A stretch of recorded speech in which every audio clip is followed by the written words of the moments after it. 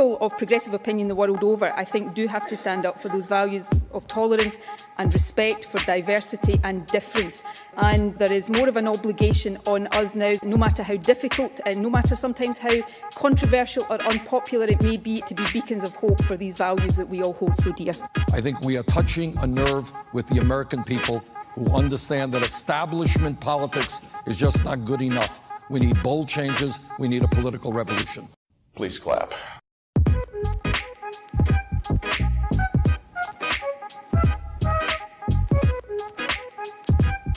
Hello, everyone, and welcome to the second episode of Commoners Podcast. Adam, how are you? Yeah, doing well today, doing much better than you are, it sounds like. Yeah. Well, last week it was, my daughter Aubrey woke up Friday morning at about 5:30, started puking everywhere.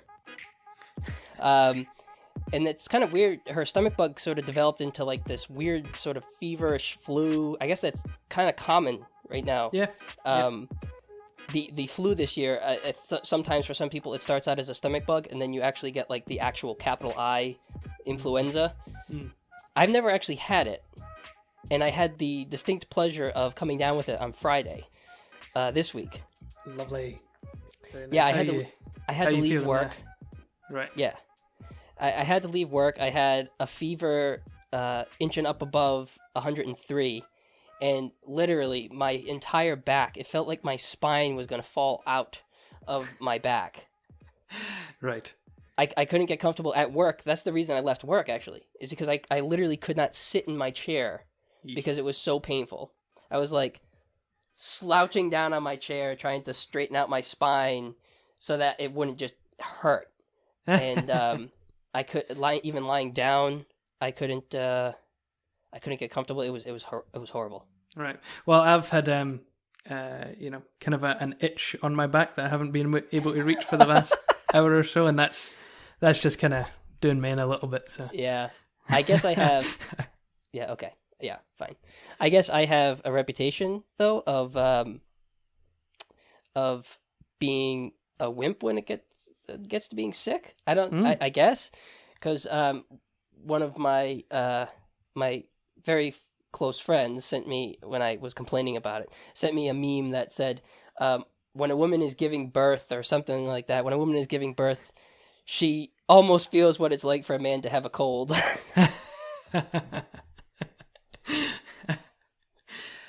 I do feel for you. And it's, I think we're quite lucky that we even get a recording in this weekend, so. Yes, I'm glad that we did. However, if I sound horrible, if there are a disturbing amount of sniffles and hacks on this end, I apologize. No worries. So before we get into the topic of today, which is patriotism, which I feel like it's more or less going to be us sort of editorializing. You had a couple of news stories, just to give a quick update around the world of some news stories that you thought were interesting, relevant, or just, good news, bad news. Yeah, that's right. So while in the States, obviously, you have a lot of Trump updates going on, that seems to be dominating the news cycle in North America. Stuff is actually happening over here in Europe as well. So a couple news bulletins out of Europe that are quite interesting. One out of Spain. The Catalonian government has announced that it is intending to go forward with an independence referendum in September of this year. This comes on the coattails of the former president of Catalonia, currently in Madrid on trial for a previous non-binding referendum that he held in 2015, which was ruled illegal. And that has been stoking Catalonian patriotic sentiment, shall we say, given this week's topic, against kind of this Spanish rule. So for us over here, you and I have talked about the Catalonia versus the overall nation of Spain before. Could you just give a little background of that whole situation so people kind of understand what this is about? Sure.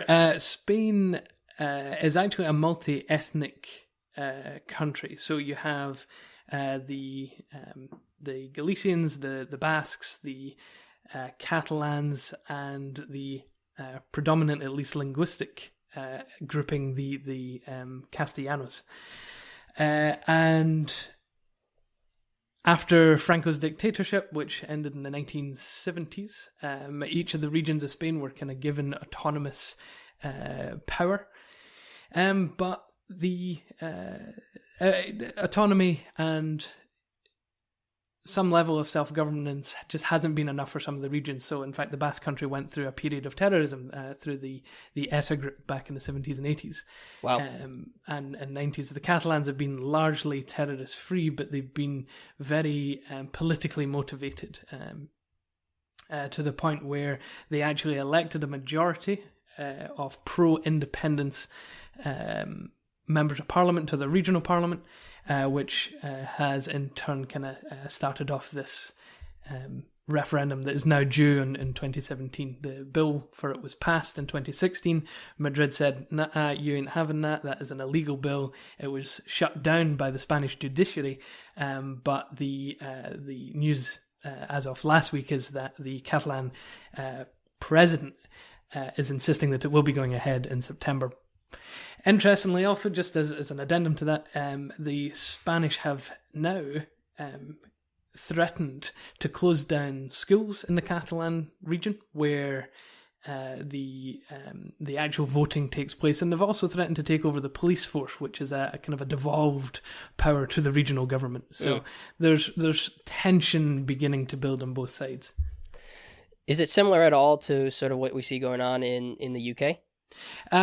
Reasonably. The biggest difference is that where the UK doesn't have a written constitution, Spain does, and there's no constitutional right for the regions of Spain to break away, whereas in the UK, so long as Parliament says that Scotland can hold a vote on its independence, it can. And it did in 2014 and might again in 2018, 2019. We've yet to see how that progresses through the Brexit discussions. Is it safe to say, as a Scottish nationalist, that you are rooting for the referendum to go through? I am on principle. In Spain or in the UK? In Spain. We already know what your position is in the UK. I tend to back secessionist movements. I think that if particularly a historic grouping of people in nations. So the Catalans are a nation. They have their own language, their own history. Catalonia is a defined region. And so I think these nations do have a right to self-determination. So they sort of have their own little bubble of their own ethnicity. Within multi-ethnic Spain, yeah. Right. So, yeah, I guess similar to Scotland then. Well, exactly, yeah. It's a nation within a larger conglomeration of nations. Making up a single unitary state. In one hand, the UK, and the other hand, Spain. So it's just that's definitely something times. Interesting to keep your eye on. Definitely. Now, when did you say that would be going through? So it's supposed to be happening in September of this year. Cool. That's kind of the date that's been floated out there. I've actually got a second story from across the border. We were chatting earlier on about the different elections that will be happening in Europe. So this one comes from France. Now, originally, as we were starting this podcast, it looked as if in the Netherlands and France and Germany, where there are going to be major elections this year, the elections were going to be between a right-wing party and a far-right party. Something, however, has occurred in France in which the frontrunner for the Conservative Party, Les Républicains, or the Republicans, he was embroiled in a financial scandal in which his wife was being paid to work for, well, not doing much or any work. And that was out of his own political office, so she was being paid in public funds. Which means that his popularity has decreased by quite a bit. And on the coattails of that, there has been a breakaway socialist movement that has been gaining traction. This is a progressive movement that is largely off the left, but is moves towards the centre in terms of fiscal and some social policy. So it actually fits the French idea of the centre quite well. And they are now, in terms of polling, as of last week, in second place behind the far-right Front National party. So we might actually see a centre-left, centre party against the far-right in France now, in which case I think we would be more ideologically aligned with this movement called En Marche. So doing quite well in the polls anyway. Now there's at least a 50-50 chance of somebody sane getting elected. Yeah, that's right. Now, so the guy is a guy named Fillon. He was the Conservative he's been found out, and he would have been a social and fiscal Conservative. So he would have been a sane leader. He would just have ideology and policy that we would disagree with. Though I do think he would have been a decent leader. So he would have been like a Bill Clinton. Let's say he would have been more of a Ronald Reagan. Okay. Character. So I would say that's a little bit further to the right. Exactly, right. So he is on the right, but he would provide good leadership. At least, unlike what we've seen with Brexit and what we've seen with Trump, we're seeing some of the cracks. We're seeing some instability. At least someone like Fillon would have provided some stability. But now we actually have a potential centre-left candidate in the presidential race. So we'll see how things develop over the next couple of months. Elections, the voting doesn't start until April. So that is a bright spot. It is. That's good news. It is. So that's kind of the news from Europe this week. I know that we'll get to kind of a Trump section as we cover the news from North America. So yes, we'll be rolling out a brand new segment, Trump update, and I think you all will enjoy it. He's just been doing things at such a speed; it's insane, and it would take far more than one entire episode to cover the things that he's doing. So we thought that we would do just a quick 5-6 minute Trump update, do a little discussion around it, just so you know what's going on, even though we can't delve into it completely. So speaking of Donald Trump, the day that he was inaugurated. We didn't find out about this until the week after, but he actually declared his inauguration day a day of patriotic devotion. And that sort of became the inspiration for this episode, because we are uncomfortable, Adam and I think I can speak for Adam here. We are uncomfortable with the idea of the state enforcing or defining patriotic devotion, especially when it comes from a right-wing nationalist. And we were sort of confused as to what he meant, so we thought that we could flesh that out. And then also sort of explore how liberals and progressives can move forward, and realize that being a patriot isn't necessarily a bad thing. It's just that you need to, rather than, I guess, completely denounce patriotism, you need to sort of be patriotic in a way that reflects liberal values. And so not along the lines of something that sounds like it's straight out of North Korea, like a day of patriotic devotion, but certainly not like a self-loathing or a hatred of your own country, just because that seems to be the antithesis to conservatism.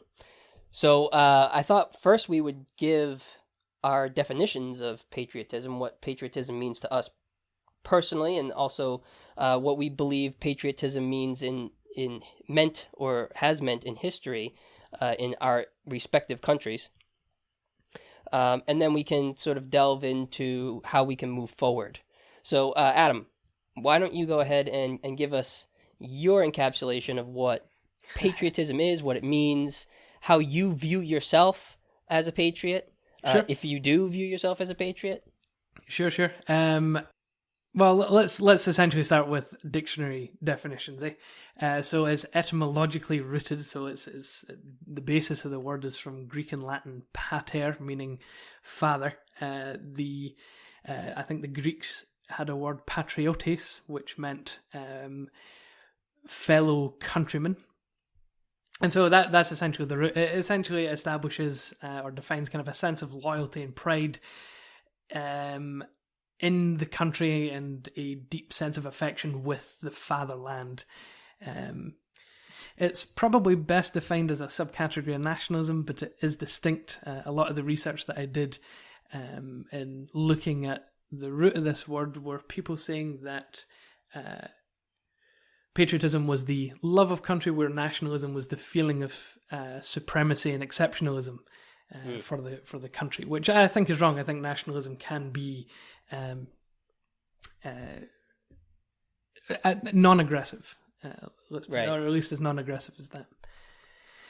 There's a difference between wanting your country to do well in the world, in that sense of nationalism, wanting your country to be successful, and, wanting your country to be successful at the expense of everyone else.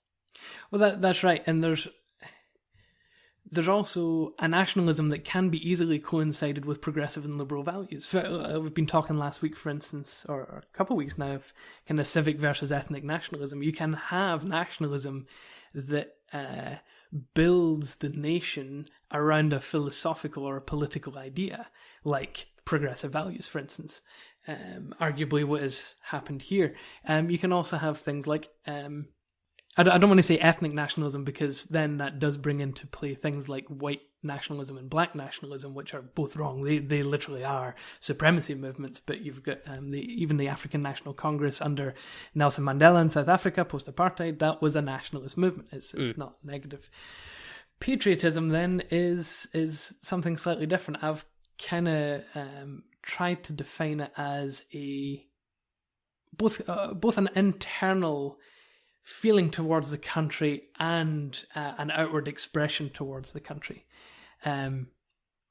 So, for instance, pride in a nation's history versus the Pledge of Allegiance. The pride is very much an internal thing, and it's a good thing to have, whereas the Pledge of Allegiance is an actual outward working off that patriotism. You're pledging your allegiance to the country, to the flag. So I guess, Mike, I would ask, do you view things like the Pledge of Allegiance to be patriotic? Yes, yeah, and I don't think it's bad. I think it's weird. Admittedly, I grew up with it, and having lived in the States, and even said the Pledge of Allegiance until I realized what I was doing as a foreigner in a foreign country. It's like, because I literally couldn't be pledging allegiance to the American flag as someone who literally did not want to actually pledge allegiance to the US. Right. I mean, you're a Scottish national. Exactly. So what I always found odd about the Pledge of Allegiance is that literally you are pledging allegiance to a flag. You're not pledging allegiance to, the Constitution, or the values from which we all gain our Americanness. But it's literally so. I think in the States, at least, it's very symbolic. It's allegiance to symbols, not necessarily ideals. I want to say that's not necessarily a bad thing, though. Because there are many symbols that we have in our day-to-day experiences that represent more important things. I mean, language is the biggest. Even the sounds that we make, there's nothing innate about the word dog that attributes dogness to a dog, for instance. It is just right. A symbol. So, but the symbol is important. I think it was the Texas versus Johnson case, the flag burning case, 1989. Yes, Texas versus Johnson. All right, in which the dissenting opinion in that court case, I think the guy's name was Rehnquist. I think he was the Chief Justice at the time as well. Chief Justice Rehnquist. He found against the guy burning the flag because the flag so much represented and was so tied to, and its innate value was in the values of the country, the fact that it represented American liberty, justice, democracy, that you couldn't disassociate the flag from the values that were represented by it. Right. That was a great court case. First of all, it was one of Antonin Scalia's rare good decisions. he actually was on the majority who voted to uphold his right to burn the flag. Basically talking about free speech rights. And what sort of I guess what sort of aggravates me about that, though, is that when you're talking about Rehnquist's decision or his opinion, what aggravates me there is that why would you then require anybody to have respect for the values that the American flag stands for if you live in a truly free society? But that's a completely separate conversation that we can have. Sure. Yeah. No, so I guess my definition, are you finished with your definition? Well, actually, the only other thing that I would add to it is essentially just a bunch of examples saying that it's not nationalism. So patriotism is not nationalism, or at least is a subcategory. So that there are people who are nationalists that are patriotic. For instance, Estonia is a European country. It's part of the EU. There aren't, I don't think, any movements that are moving to remove Estonia from the EU, and so they are patriotic Estonians. They have fantastic Estonian traditions. They have national singing days. Estonia is a very interesting culture in itself. Supposedly, one is freedom by singing. That's quite a cool history. You should go and kind of read that one. But they are not necessarily nationalists. They don't want to remove themselves from the EU necessarily. They don't want kind of a.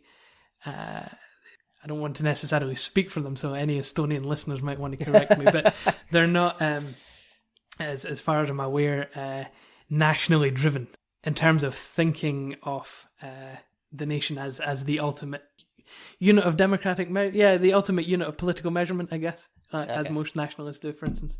Let's see what else. The Ciudadanos party in Spain are Euro-patriots. They don't believe in Spanish nationalism.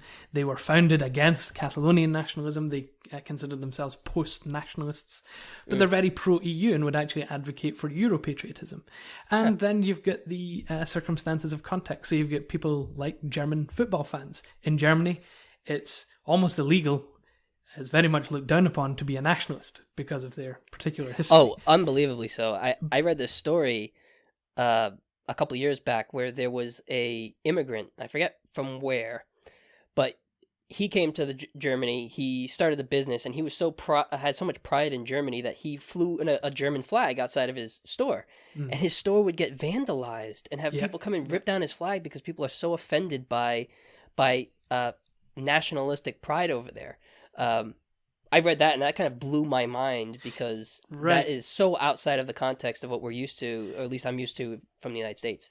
Germans are very aware of the movement from patriotism to nationalism, like negative right-wing nationalism, that they will kind of forego flying their own. They tend to be a little bit touchy, as you say, about even flying their own flag, and that story is actually not uncommon. But for instance, if you go to German football games, you'll see German flags everywhere and people wearing the t-shirt because they have a context in which to be patriotic. Well, they have a channel to funnel their patriotism through. Well, football just kind of makes them lose their minds. It at least provides a context, a safe context for national pride, and that in itself can be an act of patriotism, without being nationalistic. Yeah, it's such it is strange though, from my perspective, because if anybody in the United States were to have their shop vandalized for flying the American flag, it would be, Yeah, it would be national outrage. And insane, yeah. Hours and column inches. I got yelled at by one of my neighbors one time because I accidentally left we had a flagpole. I accidentally left our flag out in the rain one time. Yeah. And I got yelled at. He was a vet, so he was very, very conscious of the rules about the flag. But there's a whole rule book about how to treat the American flag. So the flag code, you're not allowed to leave it out at night. You're not allowed to let it touch the ground. It has to be bright. I learned all this stuff illuminated, as well. Yeah. Oh yeah, sorry, if it's illuminated. Yeah. So people are hyper aware in the United States about that, and I guess I've never been super concerned about symbols. I'm more concerned about what lies under that, because the American flag, for instance, right? I am totally fine with the American flag, but what it represents can shift over time. So if we're talking about it representing the original founding values of the United States, like the original sort of Enlightenment liberal values of individualism, of freedom, of inalienable rights, things like that are in the founding documents, like, well, not the Declaration isn't a founding document, but the Declaration of Independence, the Constitution, these sort of values that make America what America is. The fact that it was the first, or if not the first, one of the first secular states, constitutionally secular, in the world. The fact that, like I said, we just put such a high value on individual freedom. We have a Bill of Rights, literally, that restricts the government in the way that they're supposed to act, and just endowing these sort of inalienable rights to individuals. But I think that over time, the idea of patriotism in the United States, especially you see this after World War II, for instance, when we were the sole power in the world, essentially, and well, other than Russia. So we sort of were thrust as a fairly young nation into a role that we were not prepared necessarily to serve. And there was this this rise in American exceptionalism, right? And that's where I view a lot of times the what many people would call patriotism in the United States, which I would sort of view as nationalism, is the idea that, America is exceptional. America is essentially better than anywhere else. And so because of that, it's very easy for liberals to come off as unpatriotic in the United States. Right. Because I'm not afraid of, and other liberals I know are not afraid of, calling out the problems with the United States. Like our interventionism in South America, or the CIA's influence in South America, our wars in Afghanistan, Iraq, are basically propping up of people like Osama bin Laden. When you call out those when you call out those actions, it's almost like calling out those actions itself can be seen as unpatriotic because you don't support the country. Do you understand what I'm sort of saying? Yeah. And that's aggravating to no end, because in my mind, patriotism, yes, is a feeling. Patriotism is this love of country, but I don't love the physical country. I don't love the government of my country. I love the ideals that government stands for. Mm-hmm. And when those are violated, I feel like it's my patriotic duty to call it out and to be activist against it.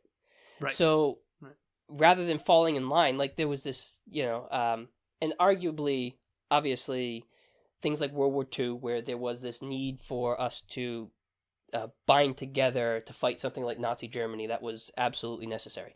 But even the idea of us going into Iraq and Afghanistan, so there was massive support at the time for that, even though these countries had nothing to do with 9/11.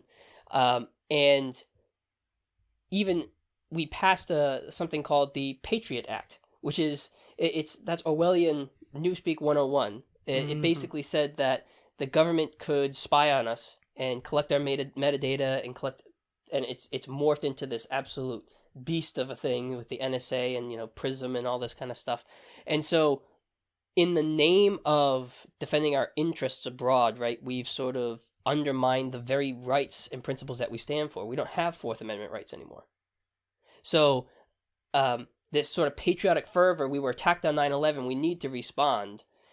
and I would say it was more of a nationalistic fervor, but this fervor that we need to respond, we need to do something, this blind defend America first, sort of led to us abandoning the principles that makes us America in the first place, or abandoning some of them.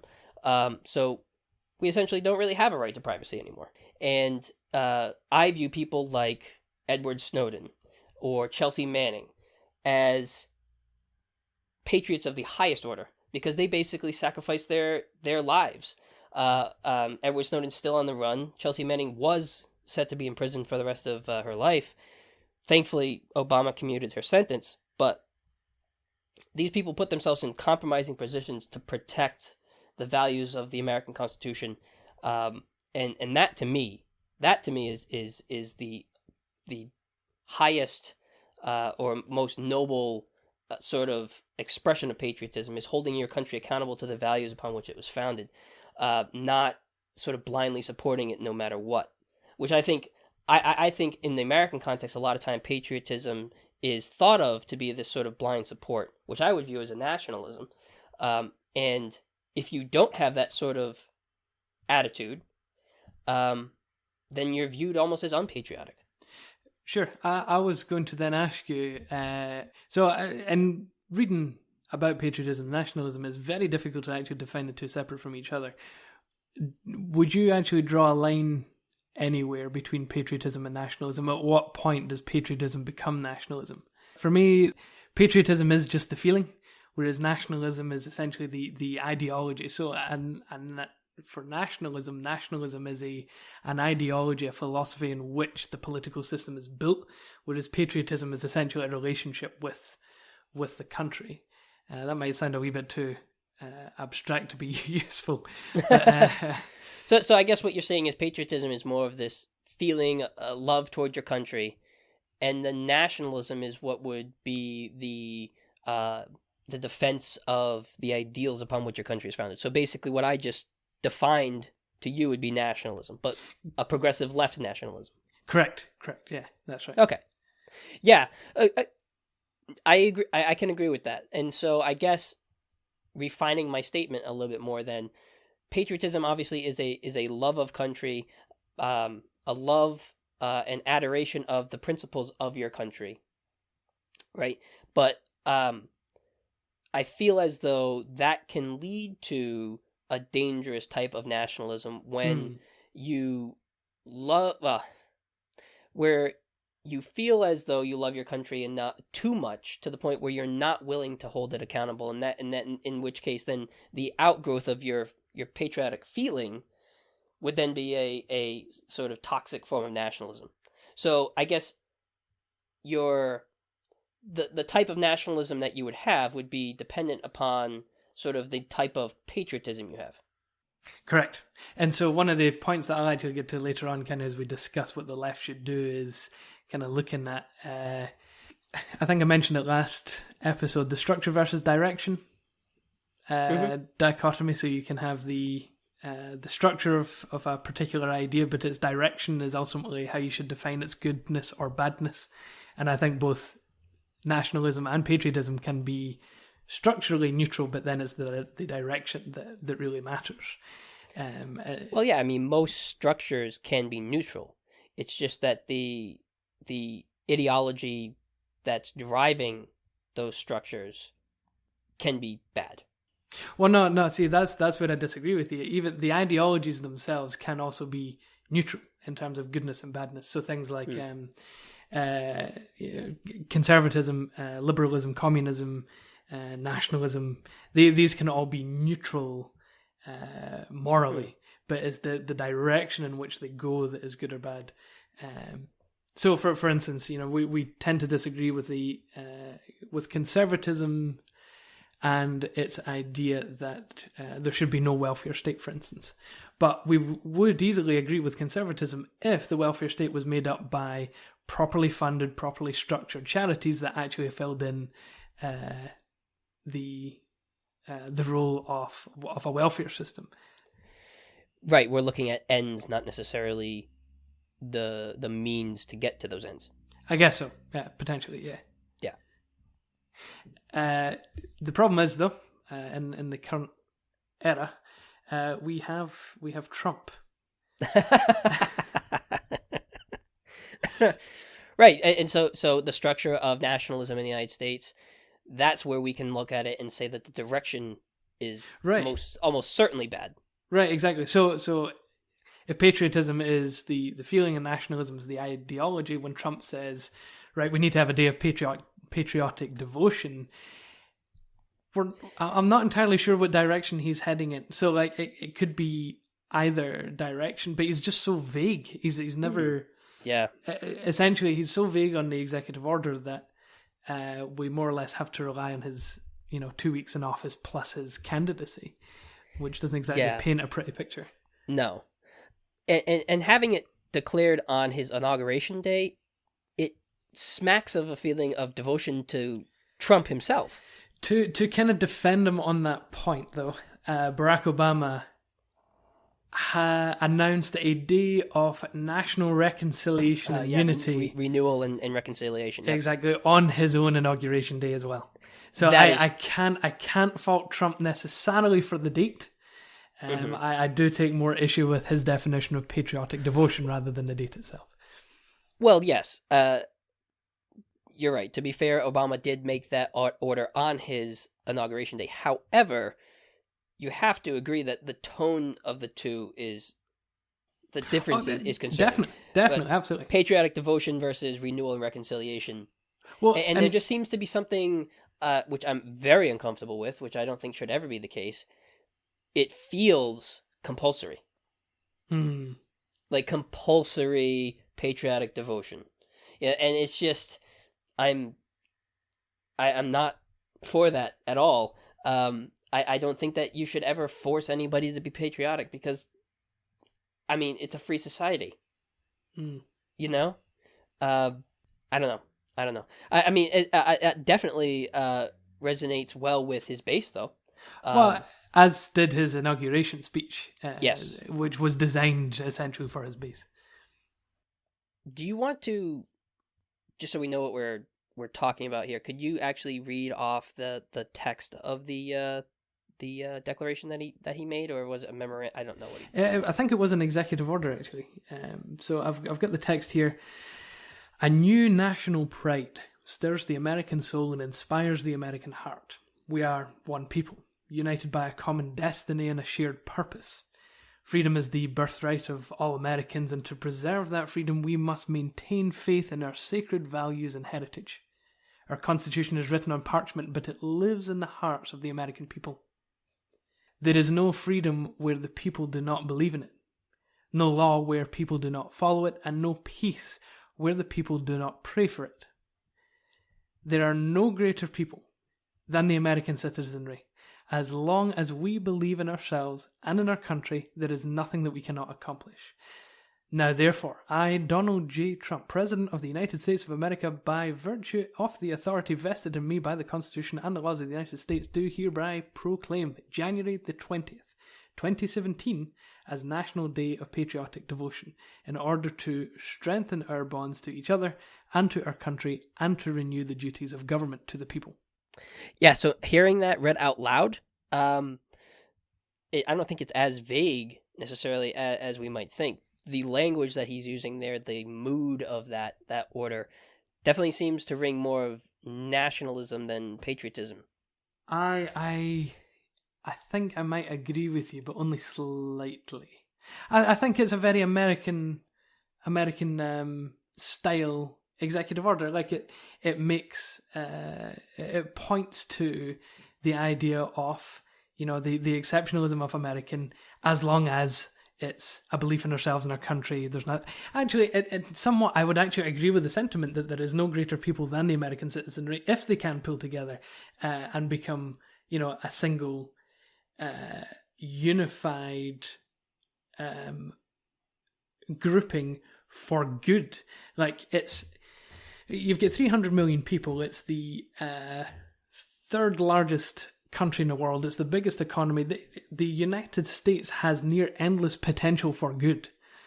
The problem is that it's incredibly divided. The let's call them the power class have been kind of running away with the country for a long time with particular vested interests. I mean, this goes back, decades, even down to, as you were saying, interference in Latin America, in Grenada, and other places around the world as well. Even more recently, it has had so much potential for good and continues to have so much potential for good, but again, structure versus direction. Yeah, possibly. So what does it actually mean coming from the mouth of Trump? Yeah. Well, okay, so I understand what you're saying, but this would have been different, I feel like, coming from somebody like Bill Clinton or George Bush or Barack Obama. Coming from Trump, coming from somebody who has Stephen Bannon as a top advisor in his closest circles. He now just actually put him on the National Security Council. Having these words come from Trump make me more uneasy than if this was just a run-of-the-mill executive order by almost any other president. How so? Like, obviously, we're looking back at his, like I said before, his first few days in office, his candidacy. He's certainly running a more nationalistically pitched administration. Okay, so like things like the border wall, which he did make. He did do an executive order to start building one of those. His immigration ban, stuff like that. That I think is, those are very, I don't want to say nationalistic things to do, but they smack of nationalism. And so when you see his words and then you see his actions, you can't help but think that, I mean, I don't want to count the eggs before they hatch, but it doesn't look great, considering what he's done in his first 2 weeks versus what he said in his campaigns versus, for instance, Rex Tillerson, the former CEO of ExxonMobil, was confirmed as Secretary of State, where throughout his entire campaign, Trump was saying things like, for Middle Eastern countries, when we invade them, we should literally take their oil. And I don't think that... So you have somebody saying, take their oil, and then you have Rex Tillerson as Secretary of State. It's very uncomfortable to see these things sort of playing out. Do you think that I'm overreacting? I guess my problem is largely who gets to define patriotism. So within my understanding of patriotism, really should be a community effort, essentially, right? So the community gets to define, the national community gets to define what patriotism looks like. The problem is that when the type of rhetoric that Trump has pushed over the past couple of years, and now even in his administration, comes into the community in such a way that it begins to influence the direction of the community, I think it begins to warp the view of patriotism and view of the country. Mm-hmm. And what I'm worried about in this case of Donald Trump's executive order for patriotic devotion is that his patriotic devotion is one defined by him. We know how Donald Trump campaigned. We see the people around him. We see what he's done in the first couple of weeks. We see this executive order calling for a day of patriotic devotion. But do you think that we know really enough about his version of patriotism to be worried about him defining it?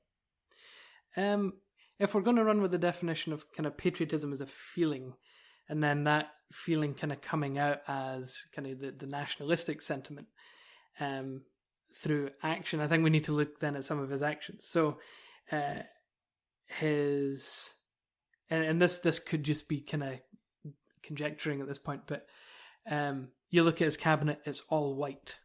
So is his idea of American patriotism one that is largely white based? So would he see America, for instance, as a white country that allows non-whites to be in it? Again, I'm a little bit That is conjecture. However, when you look at people that he has surrounded himself with, like Steve Bannon, it's hardly out of the realm of possibility. I'm not one to pull the racist card at most opportunities, but I think the things that Trump has said, I think that some of his actions, like back in the day, he had some lawsuits about discriminating in housing and things like that. Some of his attitudes and actions in the past seem to point to, if not racist, at least bigoted. Definitely. Sure. Well, okay. In that case, I might not want to make that argument on that front, but perhaps another area where we have more evidence. If you look at the so-called Muslim ban, which I disagree with. I do tend to disagree with the way that the mainstream media has portrayed the Muslim ban. But nonetheless, Trump has certainly been a very pro-Christian type of leader so far. Essentially, his refugee stance, for instance, is to take in Christians first, and then Muslims. He's certainly played his candidacy more for the evangelical right wing. Right. So I wonder then if his patriotism is kind of one of a Christian America that. Yeah. I think you and I can agree that Trump is not a Christian. Correct. Yeah.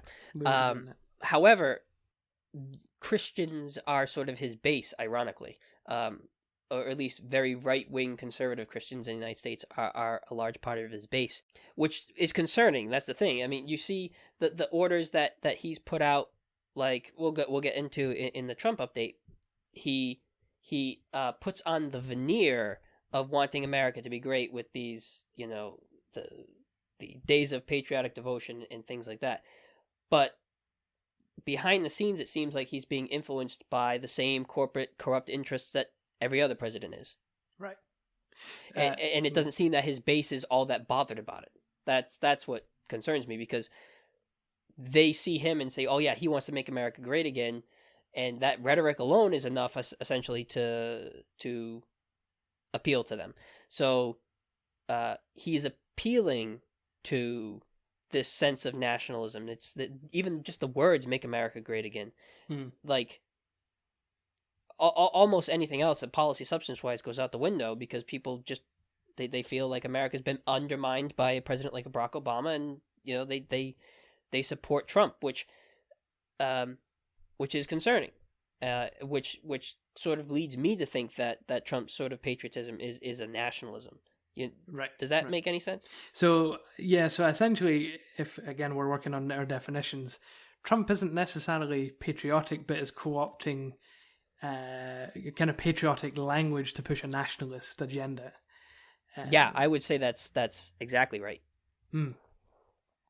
But the question is then, how do you prevent that sort of co-option, and how do you stand up to it, fight against it as a progressive, as a liberal?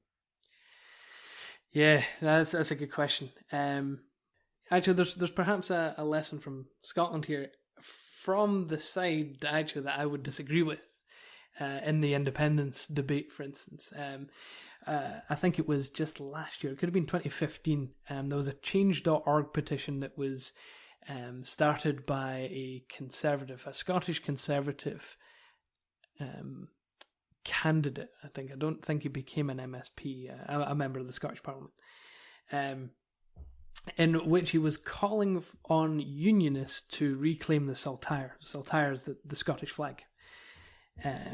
There was this feeling amongst the unionist section of the Scottish populace, which are actually in the majority, that the nationalists, the pro-independence lot, had taken the Saltire kind of as their symbol and as their image. My argument against that is that it wasn't the nationalists, the pro-Indy guys that took the Saltire. It's that the pro-union guys stopped using the Saltire. They were more identified and started using more the Union Jack, the British flag. And so it wasn't so much that it was stolen from them is that they stopped using it. They stopped creating a narrative with the saltire.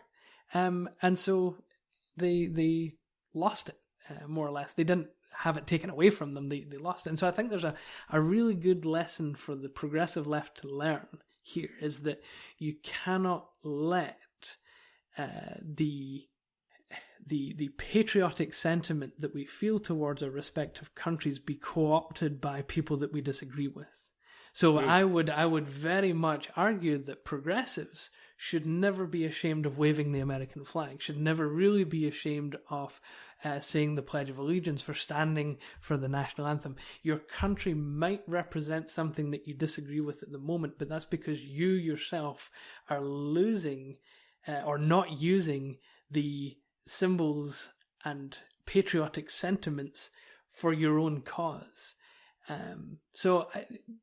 Symbols are very, very important, and it's very important that the left isn't ashamed to use them simply because the right is using them. Right. I think that's so important, because I think what we have seen is, the left do tend to be the post-nationalists, the globalists. Well, look at Jeremy Corbyn. Well, right. Who is an anti-nationalist and a globalist. He's a Trotskyist, so he doesn't actually believe necessarily in nationhood. He believes in kind of the universal worker class. But in doing so, he's giving up, potential means, potential values and means of communicating with people that actually agree with him. Yeah, and things that and at least in his in terms of his progressive policy for the UK. Right, and I wouldn't say that necessarily being against nationalism means that you are not you cannot be patriotic. I mean, I wouldn't identify necessarily as a nationalist, but I would definitely say that I would be patriotic.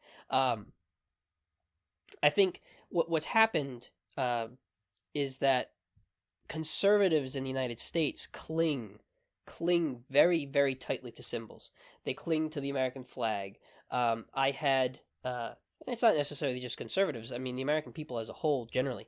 And so, for instance, I forget what it was. I was at a football game with my wife, and it was wicked hot. It was like 104 degrees or something like that, and she wasn't feeling great, and she had a hat on, and she literally was being booed and hissed by the crowd because she wouldn't take her hat off for the national anthem.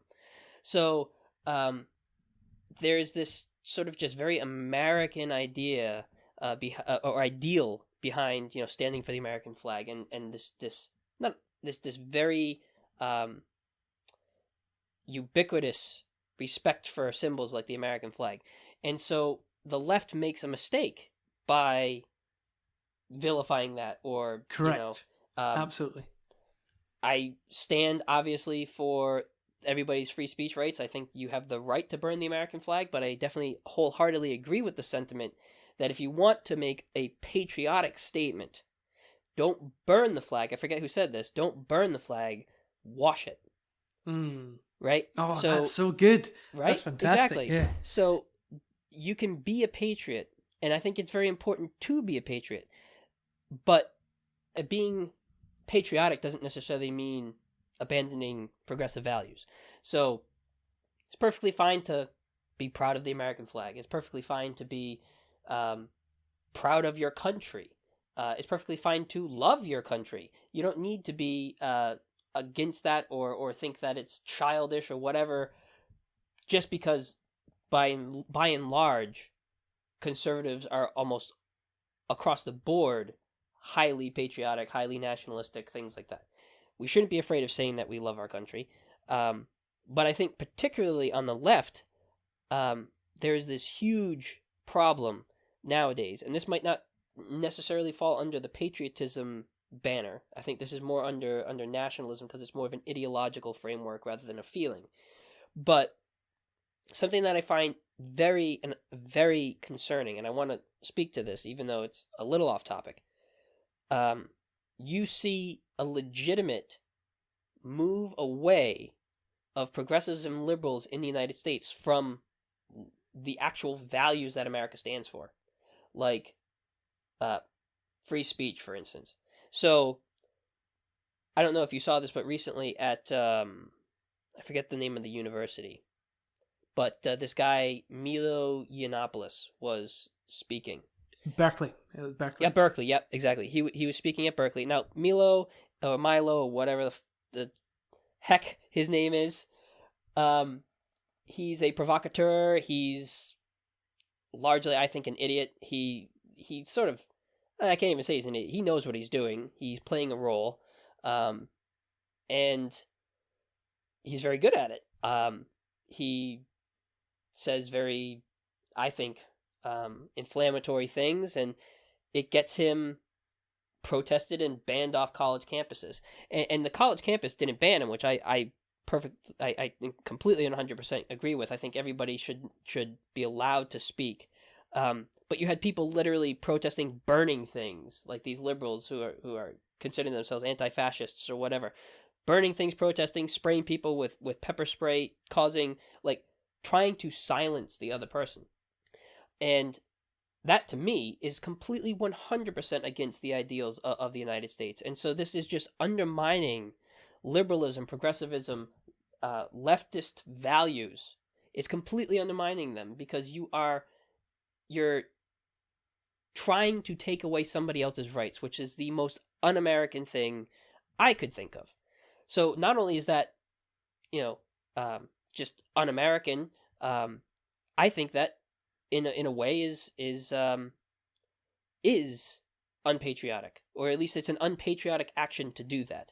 And so I think on the left we need to sort of get back in touch with the values that actually make us liberals, and rather than doing what the left seems so comfortable doing now, which is vilifying the other people for being patriots, and sort of just talking down to people that disagree with us, find places of agreement and actually talk to people, because you're seeing that that is no longer a tactic. And I don't know why. I don't know why people have decided that this is the way to go in, but I think that is one of the number one issues that's facing liberalism today, is the absolute assumption that we're correct and we can basically do whatever we want because we are correct, even though the action itself that we're doing are immoral and un-American.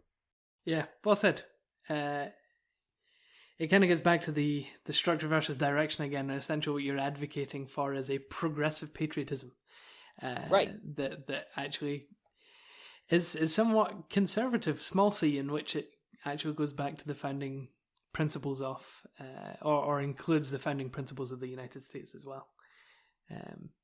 So patriotism in itself can be good, can be used for progressive. Yes, absolutely, not a bad thing.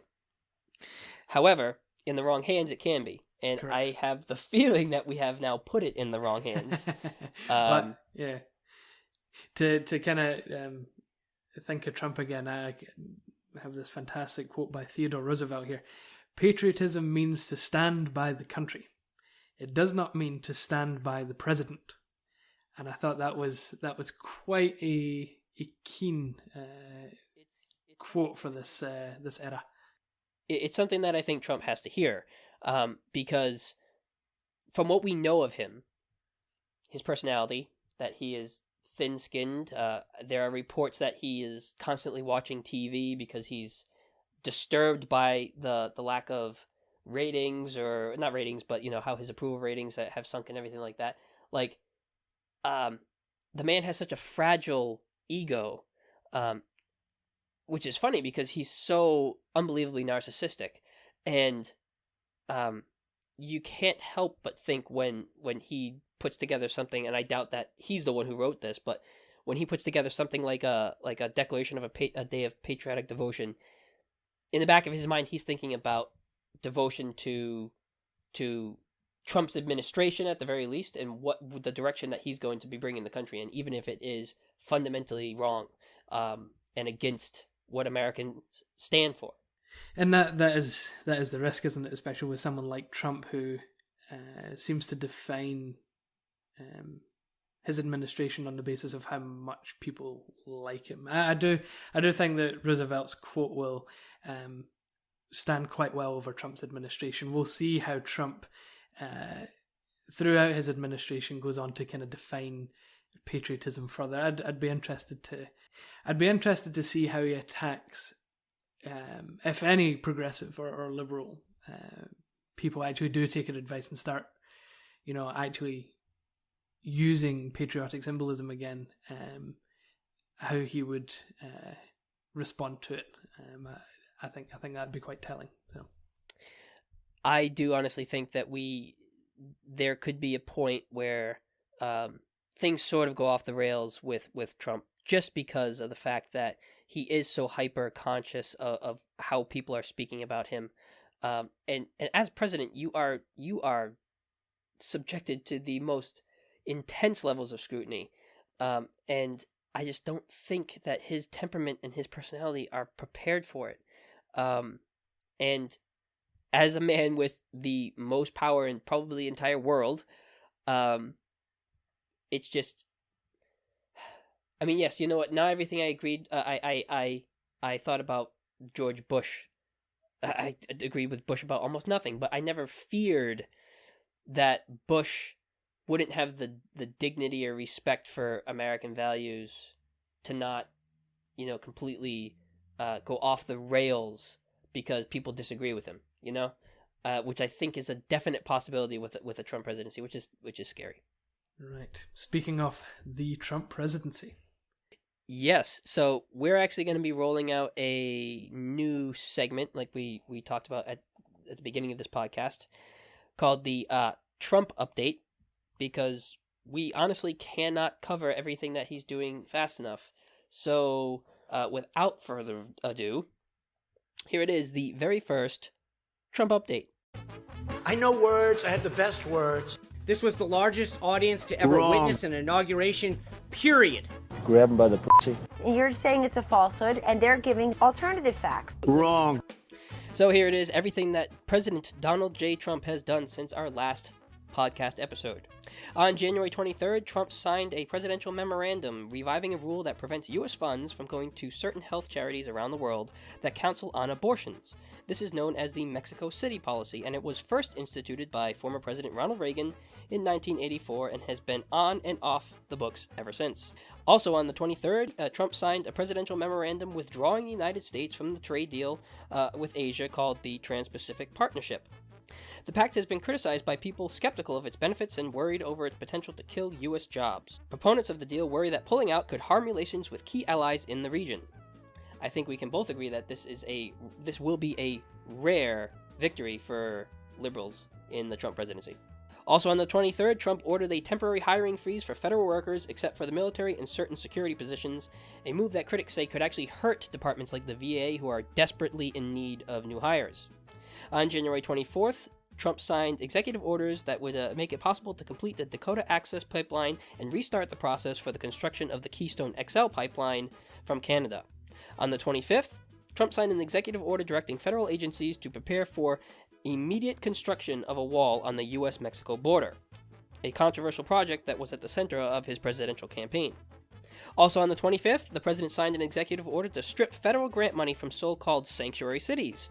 Sanctuary cities are U.S. municipalities that protect undocumented immigrants from federal prosecution. Trump's order also seeks to hire 10,000 additional immigration officers, build more detention centers, and prioritize immigrants for deportation. On January 27th, Trump signed an executive order to provide new resources and equipment to strengthen the U.S. military. The order promises to, quote, rebuild American armed forces and upgrade national and global security as part of a strategy that dictates, quote, peace through strength. The order directs Defense Secretary James Mattis to assess the country's military and nuclear capabilities. Also on the 27th, Trump signed an executive order that calls for more intensive security checks for foreign nationals seeking U.S. travel visas. This has become known as the Muslim ban, which I think we disagree with that terminology. Yeah. The action stems from a controversial proposal Trump made during his campaign to prevent certain refugees from nations of concern like Iraq and Syria from reaching U.S. shores until they can be cleared. On January 28th, Trump reorganized his National Security Council, adding Chief Strategist Steve Bannon to the Principals Committee. The council is a panel of officials, most of them cabinet level, who work with the president to determine the best course of action on security issues. And on January 30th, Trump signed an executive order requiring that for every new federal regulation on small and large businesses, 2 existing regulations must be removed. He signed the document after a meeting with small business leaders. Trump said he wants to end regulatory discrepancy between big and small business. Also on the 30th, White House spokesman Sean Spicer said the CIA was added to Trump's National Security Council, something that wasn't done by former President Barack Obama due to the creation of the National Intelligence Director post in 2005. On January 31st, Trump nominated federal appellate judge Neil McGill Gorsuch to replace Associate Justice Antonin Scalia on the Supreme Court. Some Democrats promised to filibuster the confirmation process after Republicans refused to hold hearings for former President Barack Obama's nomination of Merrick Garland after Scalia's death. And finally, on February 3rd, Trump signed an executive order to ease U.S. fiscal regulations in the Dodd-Frank Wall Street Reform and Consumer Protections Act of 2010, which was a response to the financial crisis and Great Recession that Trump's administration called overreaching.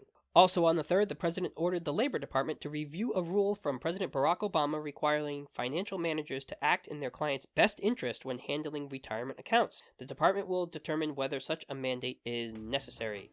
Adam, any response or thoughts? What a week, though. I mean, good on him for, just jumping in with 2 feet and signing all those executive orders, all those regulations. One other thing, actually, I would add to this is the National Prayer Breakfast. I think it was it on Wednesday or Thursday this week?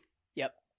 He also made a commitment to review the Johnson Amendment, and this is the amendment that blocks tax-exempt religious organizations from funding political campaigns. So we'll see if he pulls through on that one as well. Essentially what that could potentially lead to is the use of religious organizations to funnel untaxed campaign donations right into, well, technically any campaign, but potentially as well a future Trump campaign for his second term in office, potential second term in office. Yes. So. Another move, I think, that is pandering to his base. Quite easily could be, yes. I think there's been a lot of discussion on the religious right in particular that really wanted to see an end to the Johnson Amendment. But we'll see how it pans out in the administration in the next few weeks. I very much disagree with repealing the Johnson Amendment, and I think he said that he wants to completely destroy it.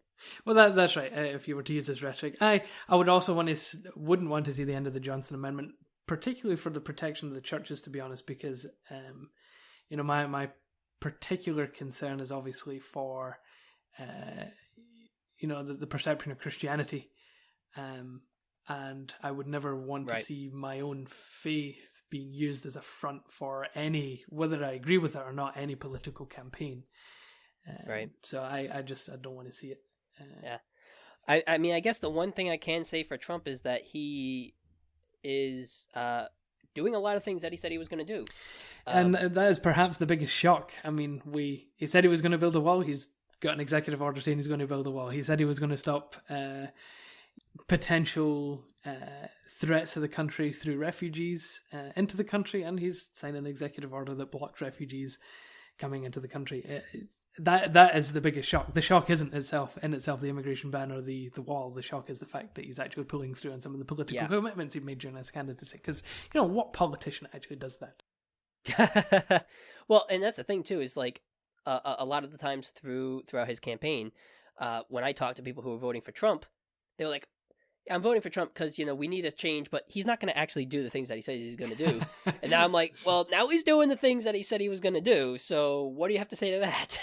Yeah, and some of the things that he is doing, particularly on a social level, are things that we wouldn't want to see. Some of the things he isn't doing, absolutely, particularly on a fiscal level, is the stuff that he's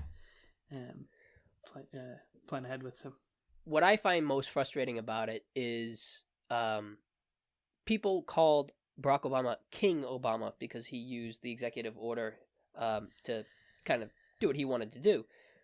If that's the terminology that you want to use for Barack Obama, then I think it's fair to call Trump Emperor Trump, because he is, and I don't have an issue with executive orders like conservatives do, but there's no consistency there. You'd think that you'd have conservatives running for the hills with all these executive orders by the president, such unconstitutional as they are. Yeah, one of the concerns I do have about the executive orders being used in this sense, though, is that it seems as if his team is trying to kind of feel out the waters as to how far he can push executive power into the federal departments.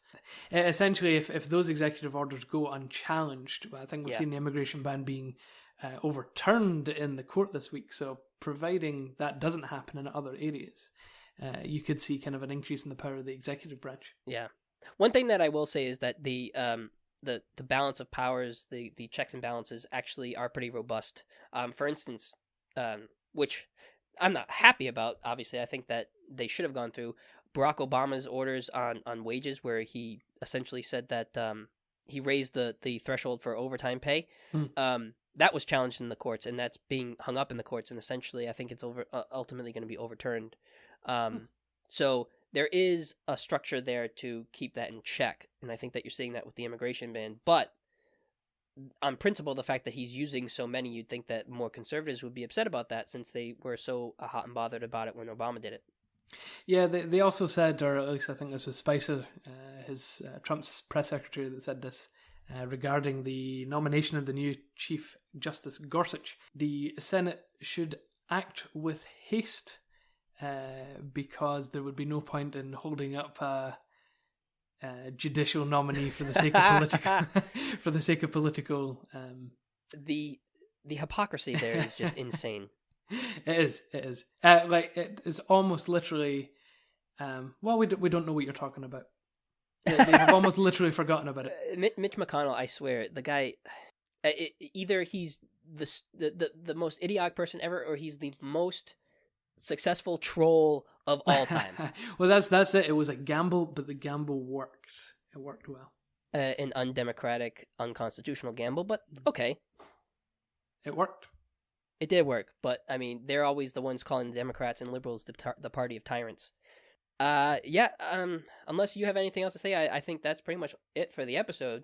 Yeah, that's right. Just a quick update on the Brexit front, in that we are now officially moving towards Brexit. Parliament, as required by the Supreme Court in the UK, has voted to trigger Article 50, 498 to 114. So that is not a lot of room for. That's a pretty decisive vote. That's correct. But there were a number of MPs who voted against their constituencies, which is quite interesting, particularly the Labour MPs from the South East, who would have voted to leave the European Union on the basis of the referendum outcome, but actually voting against the people in their own constituencies who elect them to the office. So, okay.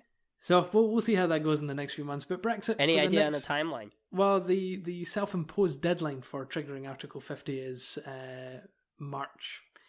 So things might be quiet for me in terms of the Brexit front until March time, so that's another month away. Okay. But until then. Great. As always, everyone, if you're interested, if you like this episode, follow us at Commoners Pod on Twitter for daily news and updates on upcoming episodes. We may have another live stream at some point. There's been a lot of buzz out there about the Justice Democrats, and I know, Adam, that we were both interested in going over the platform and talking about our points of agreement and disagreement. Yeah, and similar to the way that we did the Political Compass quiz, in which we chatted through a bunch of questions, we'll probably take the points of the Justice Democrats platform and be chatting through those informally. Yeah, I think that would be a good thing to do, because they're gaining some traction, and it's good to see. Nothing set in stone yet, though, so follow us on Twitter and watch for that. Also, we're excited to announce a new segment that we're going to be coming out with. Because we do these episodes every other week, it's easy to fall behind in the news. And so what we've decided to do is launch a new segment called Political Animals. This is not going to be an official podcast episode. In fact, we're actually going to be recording it at different times. We're not going to be talking to each other during these. So essentially, I'm going to record my half and Adam's going to record his half, where we do a recap of the news for the week, picking stories from our individual countries, or Adam in Europe, or me in the United States or North America. And then we're going to take probably 10-15 minutes to just do some editorializing, where it's just each of us giving our opinion about the news or picking a certain topic to talk about.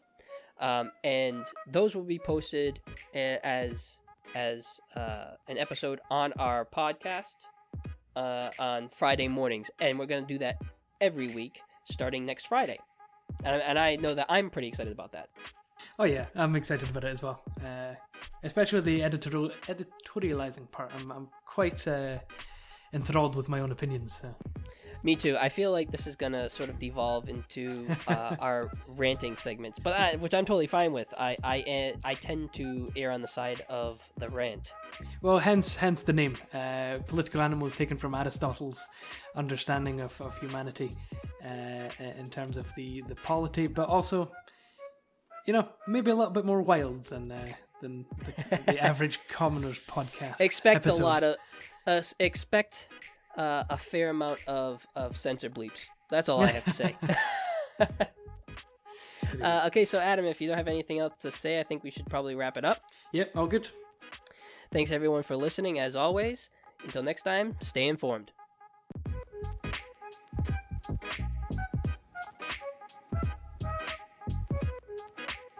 The music used for today's episode is Not for Nothing by Otis McDonald.